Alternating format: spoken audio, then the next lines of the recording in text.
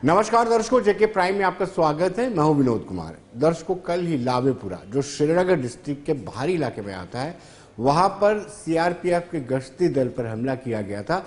इस हमले में 2 जवान शहीद हो गए थे, लेकिन आज सुरक्षा बलों को बड़ी कामयाबी मिली है। सुरक्षा बलों ने 2 ओवरग्राउंड वर्कर्स को गिरफ्तार कर लिया है और एक लश्कर तैयबा का आतंकी अभी भी फरार है। उसको मारने के लिए पुलिस ने, उसको न्यूट्रलाइज करने के लिए पुलिस ने अपनी सतर्कता बढ़ा दी गई है। सुरक्षा एजेंसियां एक दूसरे के साथ इंफॉर्मेशन शेयर कर रही है। आपको बताते चले कि यह बड़ा हमला था, एक प्रयास किया गया था, अंधाधुंध गोलियां बरसाई गई थी, लेकिन कहीं ना कहीं सुरक्षा बलों ने भी उसी वक्त पूरे एरिया को कॉर्डन कर लिया था, सर्च ऑपरेशन चलाया था और जिसके वक्त एक कामयाबी मिली है, यानी 2 ओवरग्राउंड वर्कर्स को गिरफ्तार कर लिया गया। आईजी पुलिस ने इसकी बाकायदा जानकारी दी।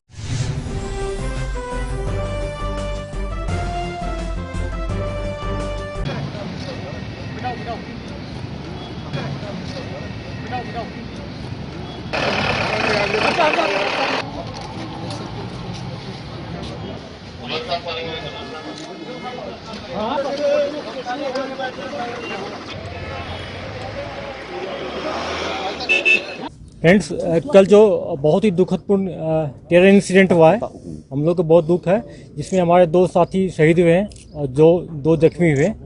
लेकिन श्रीनगर पुलिस और बांडीपुर पुलिस दोनों मिलके बड़ी रात जग के हम लोग भी लैब में पूरा करके केस को सॉल्व कर लिए हैं। मैं इसका ब्यौरा देना चाहता हूं कि एक मुजफ्फर अहमद मीर है, जो कि मलोरा बड़ीगांव थाना में पड़ता है श्रीनगर का। वो अब्बू अबरार जो है बोलते हैं कोड नेम, असली नाम उसका है नदीम अबरार भट्ट, जो कि नारवल का है, बड़गांव डिस्ट्रिक्ट का एलईटी का कमांडर है, लोकल टेररिस्ट है। वो उसका रिलेटिव है मुजफ्फर के घर पर 3 दिन पहले गया और बोला मुझे एक ऐसा कोई OW दो, उसके साथ मिलके मैं अटैक करूंगा। तो मुजफ्फर मीर जो है एक जावेद अहमद शेख है उसी गांव का, जो उसके साथ टिम्बर का काम करता है, उससे मिलवाया और 24 तारीख को तीनों मिलके अबरार जो टेररिस्ट है और मुजफ्फर और जावेद मिलके उस एरिया को पूरा रेकी किया, प्लान बनाया। और कल जो सेकेंड हाफ में जो इंसिडेंट हुई, उसके बाद हम लोग सोर्स को दोहराए और जो बांडीपुर पुलिस ने एक जावेद को पकड़ा, वो कार से भाग रहा था। जब कार्स को सर्च किया तो उसमें 2-3 एम्प्टी कार्टेज मिला। फिर उसको फर्दर इंट्रोगेट किया, उन्हें पूरा कहानी बताया। उसको कहानी बताने के बाद हम लोग मुजफ्फर को अरेस्ट किए और जो इस जो क्राइम में टेरर इंसिडेंट में जो कार, जो एक मारुति कार है जिसका नंबर है HR10Q 6583, उस गाड़ी जो मुजफ्फर की गाड़ी है, गाड़ी को भी सीज कर लिए हैं। तो 2 जो उनके जो OW है उसको पकड़ लिए हैं और गाड़ी को भी सीज कर लिए। अब जो उसके साथ जो बराड़ जो टेररिस्ट है और उसके साथ 2 FT था, इसको हम लोग बहुत जल्दी न्यूट्रलाइज कर लेंगे। रात भर हम लोग आर्मी CRP पुलिस मिलकर 2 जगह ऑपरेशन लॉन्च किए थे। संजोग से हैडोर से भाग गया था, क्योंकि खबर मिल चुका था उसको कि दोनों पकड़ा गया है, लेकिन बहुत जल्दी हम लोग इसको न्यूट्रलाइज कर लेंगे।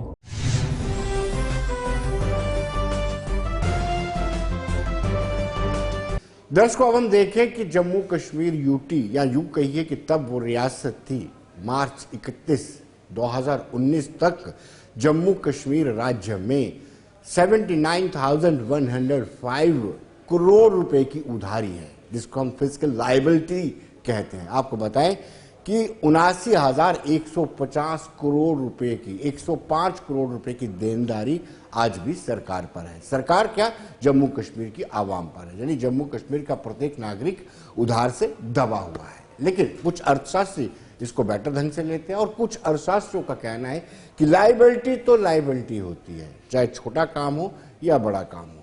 केंद्र शासित प्रदेश को इस वक्त लायबिलिटी के दौर से गुजरना पड़ रहा है, लेकिन आपको फिर आप बताते चले कि कहीं ना कहीं एक वर्ग जो वो कहता है कि इतनी ज्यादा लायबिलिटी नहीं है, यानी पैनिक क्रिएट करने वाली लायबिलिटी नहीं, लेकिन कुछ लोग कहते हैं कि लायबिलिटी है, ये ज्यादा लायबिलिटी है और लायबिलिटी जितनी ज्यादा कम हो उतना ही ज्यादा उस हल्के का विकास होता है, उस रियासत का, उस यूटी का विकास होता है। आइए देखते हैं।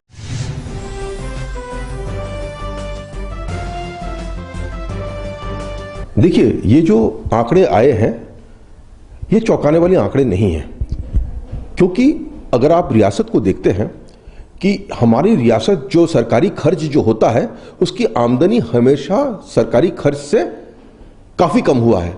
तो जाहिर सी बात ये ये डिफरेंस है, आप कर्ज लेके ही इसको खर्च कर सकते हो। और इतने साल से हमारी एक घाटा चल रहा है। घाटा का मतलब होता है कर्ज। तो इतने साल जो घाटा चल रहा है उसको अगर जोड़ करके देखें तो इतना ही आता है। बात यह नहीं है कि हम 79,000 करोड़ रुपए पे कैसे पहुंचे, बात यह है कि इतना कम क्यों है। ये इसीलिए कम है क्योंकि हमारी रियासती हुकूमत को मरकजी हुकूमत से बहुत सारा असिस्टेंस मिलता था। हमारी जो बजट की साइज अगर देखते हैं जम्मू कश्मीर का, और अगर आप कंपेयर करते हैं हिमाचल की जीएसडीपी जम्मू कश्मीर से ज्यादा है, पर हमारी सरकारी खर्च यहां पे हिमाचल से काफी ज्यादा है। और इस सरकारी खर्च के पीछे सबसे बड़ी बात जो है, जो इसको इनेबल करता है, वो सेंट्रल गवर्नमेंट ग्रांट्स। इसको लेकर भी हमें ऋण लेना पड़ता है, हमें कर्ज लेना पड़ता है। तो ये कर्ज की जो आप जोड़ते हैं तो 79,000 करोड़ ही आता है। अब अगर आप देखते हैं कि ये हमारा कर्ज है और जीएसडीपी, ये रेशियो जो है इस रियासत का उतना खराब नहीं होगा। पर अगर उतना खराब नहीं है, ये इसीलिए है क्योंकि इस स्टेट को जितना सेंट्रल गवर्नमेंट से असिस्टेंस आता है, बहुत कम स्टेट्स को आता है।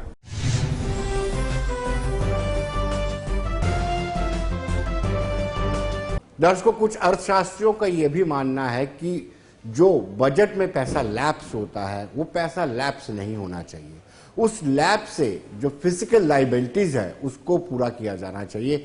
यानी उधार जितना ज्यादा होगा उतना ही विकास नहीं होगा। कुछ अर्थशास्त्री ये भी मानते हैं।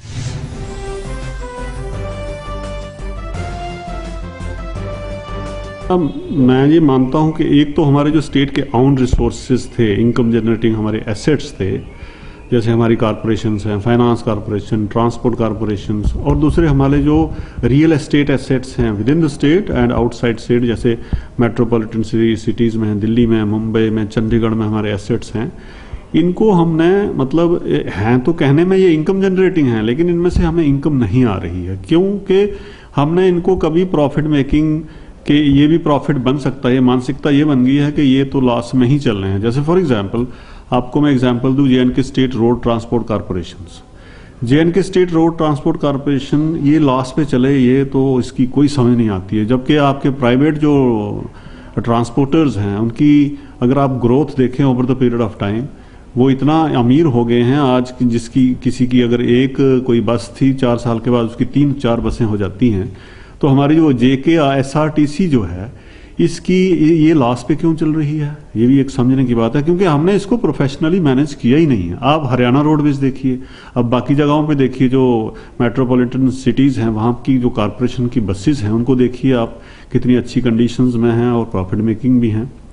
ये हो गया एक सेक्टर। दूसरा हमारा जैसे फॉरेस्ट कॉरपोरेशन है, तो ये हमारा ग्रीन गोल्ड है जिसको हम कहते हैं कि यहाँ से तो हमें इनकम आनी चाहिए, लेकिन उतनी नहीं आ रही है। उतनी प्रोफेशनली हम इसको भी मैनेज नहीं कर पा रहे हैं जितना इसको करना चाहिए था।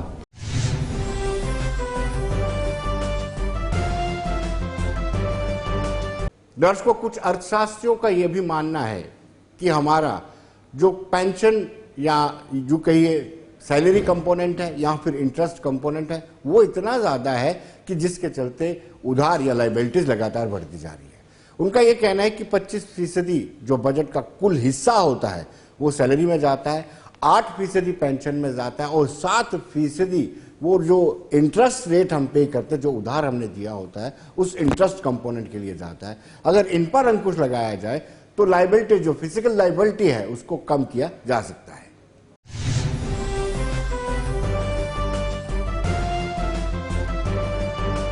देखिए, एक देश हो या एक नागरिक हो, हम लोगों को बचपन से ये बताया जाता है कि जितनी कम उधारी हो उतना बेहतर रहता है, लायबिलिटीज़ कम होनी चाहिए। और जितनी भी आप विकास के कार्य कर लें, कितनी भी आपकी आमदनी हो जाए, जब तक कि आप अपने पुराने ड्यूज़ जो हैं या जो लाइबिलिटीज़ जो भी रहती हैं, अगर वो ज़्यादा रहेंगी तो ओब्वियसली वो जितनी भी अर्निंग्स है आपकी वो ड्रेन होंगी ऐसी जगहों की तरफ जिससे कि कोई पॉजिटिव चीज़ आपको नज़र नहीं आएगी। और आप देखें कि देश जो है लगातार जम्मू कश्मीर को किसी न किसी रूप से ग्रांट देता रहा है, असिस्टेंस किसी न किसी रूप में रहती रही है, या हमारा टैक्सेस के अंदर हमारा शेयर भी आता रहा है। मगर अनफॉर्चुनेट ऐसा होता है कि जम्मू कश्मीर के अंदर, भारत के अंदर अगर कहीं देखा जाए तो सरकारी कर्मचारी सबसे ज़्यादा है। और आप सबको मालूम है कि 25% जो भी जम्मू कश्मीर के अंदर पैसा आता है उसका 25% वो आपकी सैलरीज में जा रहा है, लगभग 8% जो पैसा आया है वो पेंशन में चला जा रहा है, और लगभग 7% जो हमने उधारियां ली हैं उसके इंटरेस्ट की, इसे इंटरेस्ट सर्विसिंग कहते हैं, डेट सर्विसिंग कहते हैं, उस पर चला जा रहा है। तो ये लगभग आप मोटे मोटे शब्दों में देखें तो 40% जो है ये आपकी सैलरी डिस्ट्रीब्यूशंस पे, पेंशन्स पे और इंटरेस्ट की सर्विसेज पे जाता है। तो हमारे पास विकास के लिए, हमारे पास डेवलपमेंट के लिए, हमारे पास गांव, शहरों, कस्बों के विकास के लिए क्या है, हमारे पास रोजगार देने के लिए क्या पॉलिसी है या क्या हमारे पास धन बचा, इन सब के ऊपर एक प्रश्न चिन्ह खड़ा हो जाता है। तो जम्मू कश्मीर के अंदर अगर सरकार को अगर ध्यान देना है तो किस तरीके से प्राइवेट सेक्टर को मजबूत किया जाए, किस तरीके से आपका जो इंडस्ट्री है, किस तरीके से जो सर्विसेज सेक्टर है, आपका एग्रीकल्चर है, उसे सेल्फ सस्टेन करवाने की कोशिश की जाए।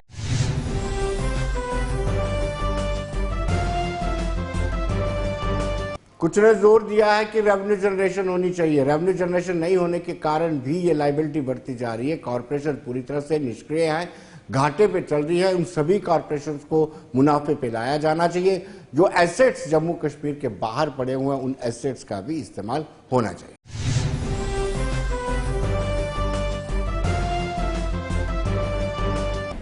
देखिए, इंडिया में तकरीबन सारे स्टेट्स के ऊपर स्टेट डेट जो है वो काफ़ी ज़्यादा है। अब हमारे जम्मू कश्मीर में ये डेट और भी ज़्यादा हो जाता है क्योंकि हमारे अपने रेवेन्यू जनरेशन हमेशा से ही कम रहे। तो अब क्योंकि ये जो लाइबिलिटी है ये हमें देखना पड़ेगा कि ये सिर्फ JNK, क्योंकि अब यूनियन टेरिटरी अलग हो गया है और लद्दाख अलग हो गया है, तो पहले तो उसका डिवीजन होगा क्योंकि वो उनकी लाइबिलिटी भी थोड़ी होगी और थोड़ी हमारी भी।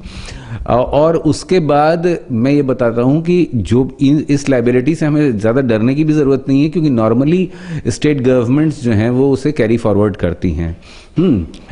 ठीक है, ये हम इससे एक जो बात सामने आती है वो ये आती है कि हमें अपने रेवेन्यू जनरेशंस बढ़ाने पड़ेंगे। ठीक है, इस बार अभी तक तो हमें अच्छे बजट्स भी मिलते रहे और सेंट्रल ग्रांट्स भी मिलती हैं और सेंट्रल सपोर्ट और भी ज़्यादा मिल रहा है क्योंकि अब हम यूनियन टेरिटरी हो गए। लेकिन ये जो लाइबिलिटी है, अगर हम यूनियन टेरिटरी काफ़ी लंबे समय तक बने रहते हैं तो ये लाइबिलिटी ये सेंटर के ऊपर चली जाएगी। और अगर हम सेंटर से मतलब यूनियन टेरिटरी से दोबारा स्टेट कन्वर्ट होते हैं तो अगर ये कैरी फॉरवर्ड करा के ले जाया गया तो तब उस समय हमारे वहाँ पे बुक में आ जाएगी। तो ये देखना पड़ेगा कि हम आगे किस तरह से प्लान आउट करेंगे।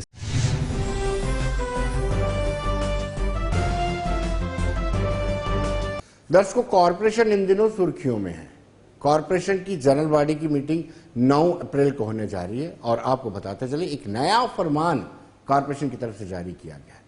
75 वार्डों के 75 कारपोरेटर हैं जिसमें मेयर भी शुमार है, डिप्टी मेयर भी शुमार है। इनको सिर्फ इतनी इजाजत है कि वो अपने इस सत्र में सिर्फ एक सवाल का जवाब पूछ सकते हैं और एक ही रेजोल्यूशन दे सकते हैं। हालांकि पहली मर्तबा मीडिया को आमंत्रित किया गया है, लेकिन मीडिया के वही लोग शुमार हो पाएंगे जिनको इंफॉर्मेशन से इजाजत दी जाएगी। कहीं ना कहीं कॉरपोरेटर्स में बड़ा रोष है। उनका कहना है कि ये डेमोक्रेसी को कुचलने वाली बात है, इतने ज्यादा इश्यूज हैं और सिर्फ एक ही सवाल देना, इसका कोई रेलेवेंस उनको नजर नहीं आ रहा है।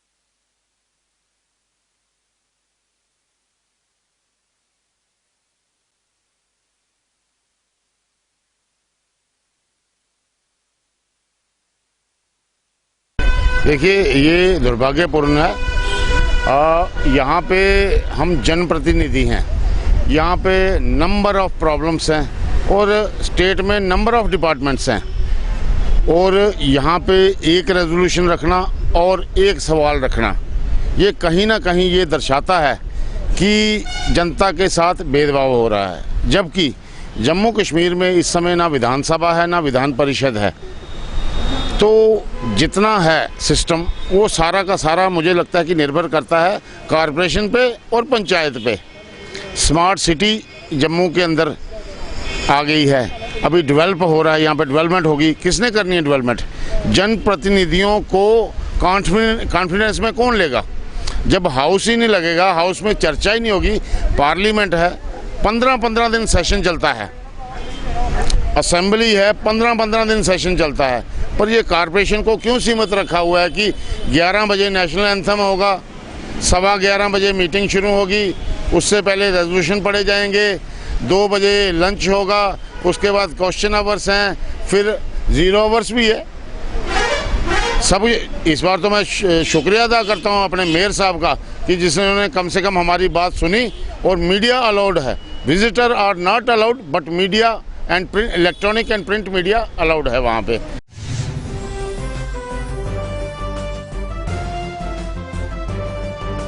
दर्शकों, अच्छी बात यह है कि कुछ डिपार्टमेंट्स को भी कॉर्पोरेशन के अधीन लाया गया है, लेकिन अगर यही चलन रहा, ये मैं नहीं कह रहा हूँ, ये कॉर्पोरेटर कह रहे हैं कि अगर यही चल रहा, एक ही सवाल का जवाब देना होगा या एक ही सवाल पूछ सकते हैं, तो जो 26 डिपार्टमेंट आ रहे हैं उन 26 डिपार्टमेंट का कोई एक ही डिपार्टमेंट का सवाल पूछ पाए।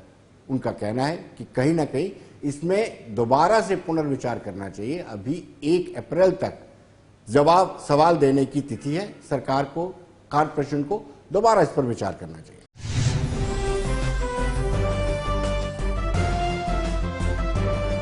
गलत है, एक ही क्यों पेश करेगा? अगर किसी के पास कोई 2 क्वेश्चन है या 2 रेजोल्यूशन हैं तो वो क्यों नहीं डाल पाएगा? हमने देखा इधर हाउस में कई बार एक बंदा आधा घंटा बोलता रहता है, तो क्या जिसके 2 रेजोल्यूशन या 2 क्वेश्चन होंगे उस पर 5-5 मिनट वो बात नहीं कर सकता? पहले नंबर तो हम ये कहेंगे कि जो पार्षद वहाँ पे बोलना चाहता है, अपनी बात रखना चाहता है, उसको पूरे तरीके से अपनी बात रखनी दी जाए, चाहे वो बाहर के मुतल्लिक रखे, चाहे कोई बाहर के बाहर रखे, शहर के ऊपर रखे।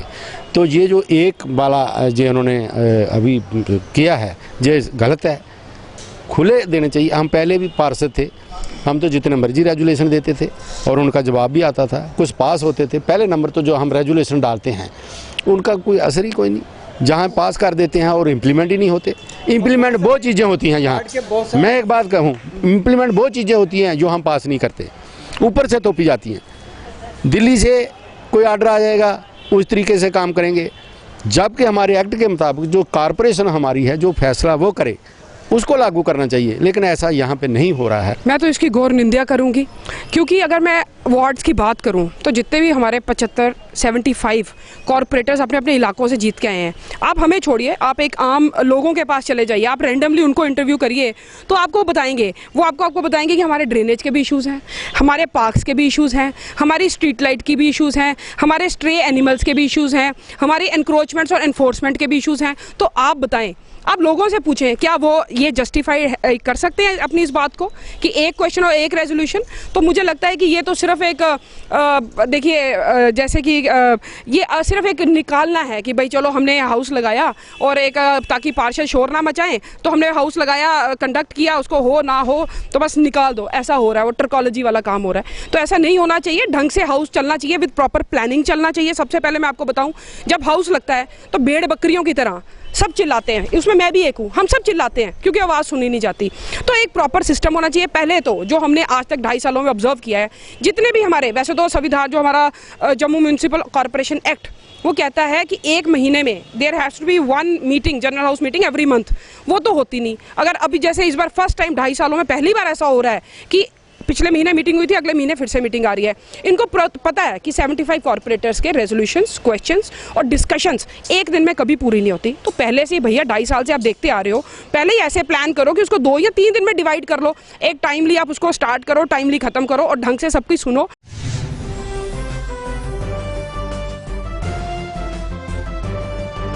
दर्शकों, इसमें कोई राय नहीं। कोविड-19 के चलते हर सेक्टर को असर पड़ा है, इसी तरह से कारपोरेशन पर भी असर पड़ा था। कारपोरेशन में भी सोशल डिस्टेंसिंग के कारण कई जनरल हाउस की मीटिंग नहीं हो पाई। अब हालात आहिस्ता आहिस्ता सुधर रहे हैं। ऐसे में उनका कहना है कि हर महीने जनरल हाउस की मीटिंग नहीं होती है और अब 1 महीने में मीटिंग होना शुरू हुई है, तो कम से कम सवाल ज्यादा लेने की अनुमति होनी चाहिए।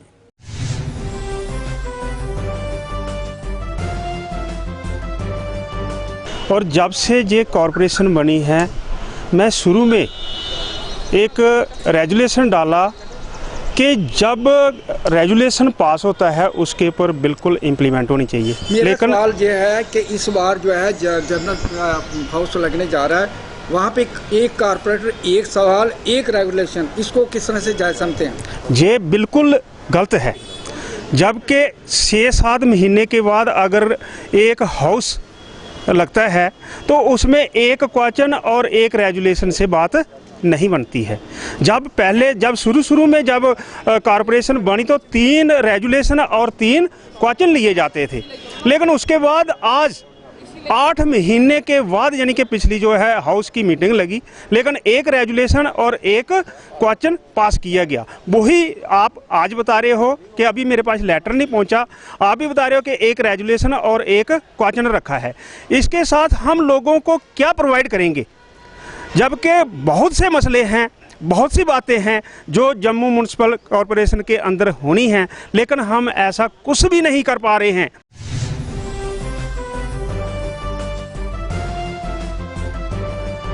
कुछ कॉरपोरेटर्स ने इस पर भी एतराज जताया है कि जैसे विधानसभा का सत्र होता है या पार्लियामेंट का सत्र होता है, वो लंबा होता है, जिसमें समय मिल जाता है, लोग हर रोज अपने अपने सवाल को रख सकते हैं, लेकिन ऐसा कॉरपोरेशन में नहीं होता है। मात्र 1 दिन मिलता है और लेटार में उसको खत्म कर दिया जाता है।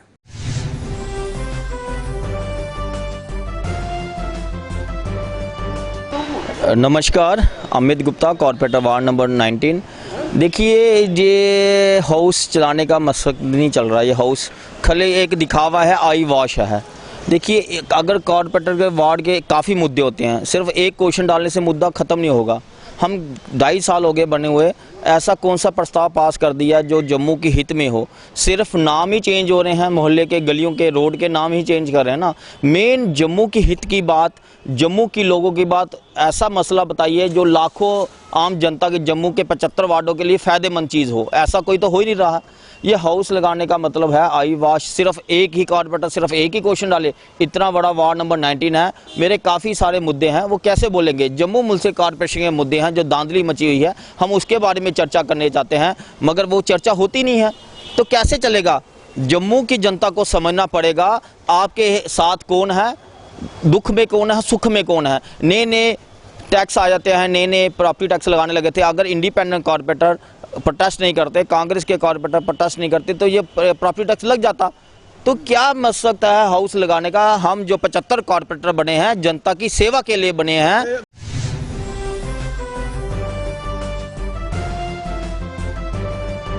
दर्शकों, कल वर्ल्ड थिएटर डे है और थिएटर का समाज में एक बहुत बड़ा रोल है। थिएटर आईना होता है समाज का और अक्सर थिएटर ने बड़े बड़े आंदोलन में भी अपनी भूमिका निभाई है। सामाजिक इशू हो, वहां पर भी नुक्कड़ नाटक और रंगमंच अपनी कला के साथ समाज को नई दिशा देते हैं। और ऐसा हमने देखा कि जम्मू में थिएटर से लोगों को लगाव तो है, लेकिन जितना बाकी राज्यों में है, इतना जम्मू कश्मीर यूटी में नहीं है। बाकी राज्यों में लोग टिकट लेकर के थिएटर रंगमंच देखने जाते हैं, लेकिन यहाँ पर आपको एडवर्टीजमेंट करनी पड़ती है और उसके बाद लोग आते हैं। लेकिन आज भी रंगकर्मी खुश हैं कि विश्व थिएटर डे कल मनाया जाएगा और उनका कहना है कि थिएटर का एक बड़ा योगदान रहता है।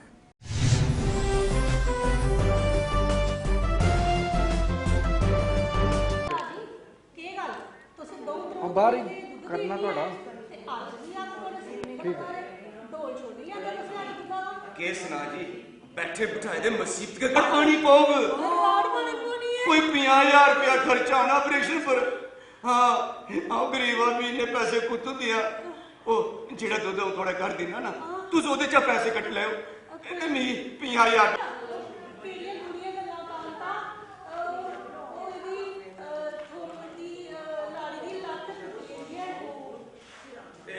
डॉक्टर कराना पौना है, रात पौनी पौनी है, 50,000 खर्चा आना है। ये तो बड़ी माड़ी गल हुई है। राज की लत किथे टूटी?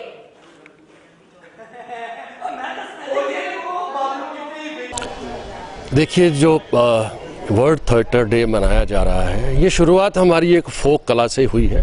जब हम एक छोटे से प्लेटफॉर्म पे अलग अलग करके एक अपने अपनी अलग अलग कलाओं का प्रदर्शन करते थे और लोगों का मनोरंजन करते थे। जैसे सोसाइटी, मोहल्ला, गली, ऐसे जैसे कबीले टाइप के होते थे, तो ये जो छोटे छोटे प्लेटफॉर्म करके एक मनोरंजन का साधन था, उसे वो डेवलप होता ये जब 1961 की बात है, तो एक वर्ल्ड थिएटर है उन्होंने किया कि जब ये थिएटर हमारा सबसे हिंदुस्तान में पारसी थिएटर का ही ज़्यादा चलन रहा है। उसके बाद मार्शल थिएटर, दूसरा थिएटर, ऐसे सब एक अलग अलग, क्योंकि आधुनिक समय आता रहा, अलग अलग कलाएं अपना अपना रंग और नाम बदलती रही। लेकिन थिएटर जो है वो है कि आदमी का अपनी जो उसकी काबिलियत है, जो वो कहना चाहता है, वो थिएटर के माध्यम से पब्लिक तक पहुंचा देता है।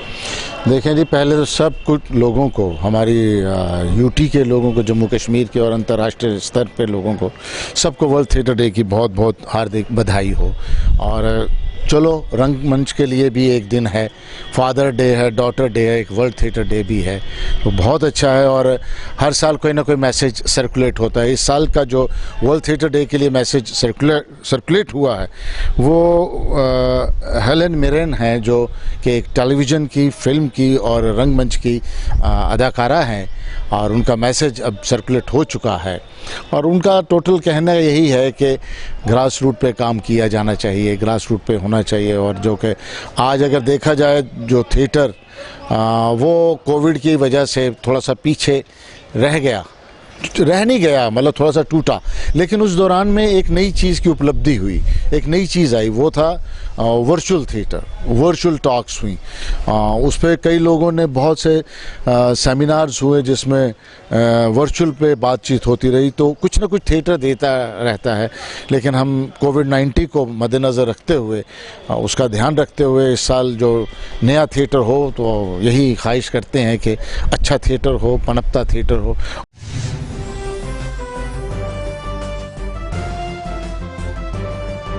दर्शकों, वर्ल्ड थिएटर डे का असल मकसद यही रहता है कि लोगों को थिएटर के प्रति जागरूक किया जाए। रंगमंच क्या, रंगकर्मी की क्या भूमिका रहती है, इन सब बातों को लेकर के, और इस थिएटर का रोल क्या है समाज में, इसको लेकर के हर साल इस दिन थिएटर दिवस, वर्ल्ड थिएटर डे मनाया जाता है।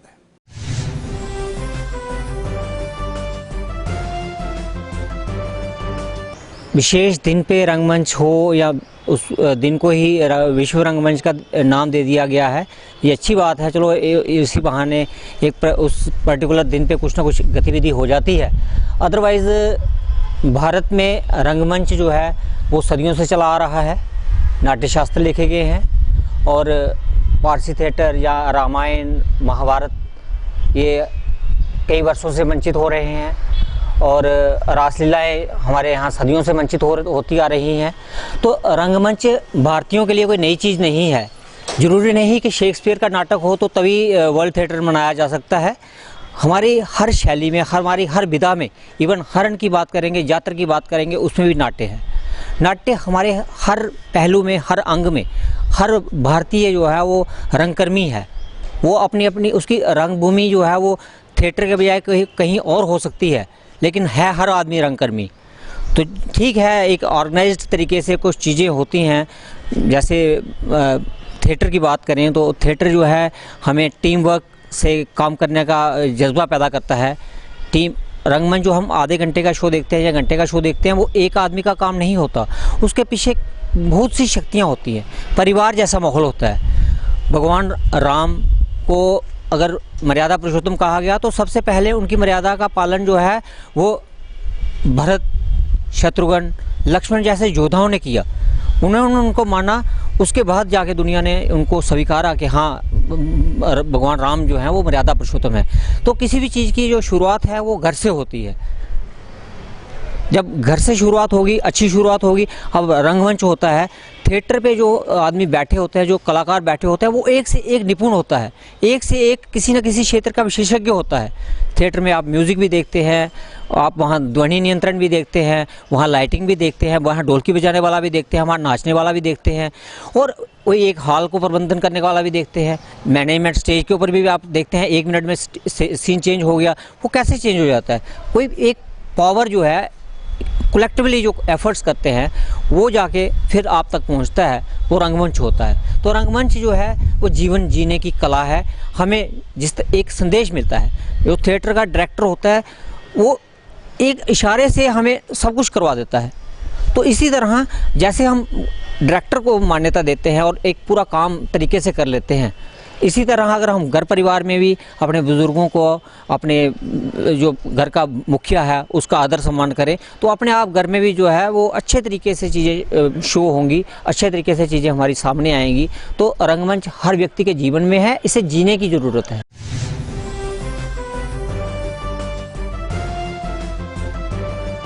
दर्शकों, बने रहिए देश दुनिया की खबरों के लिए और मुझे दीजिए इजाजत। नमस्कार।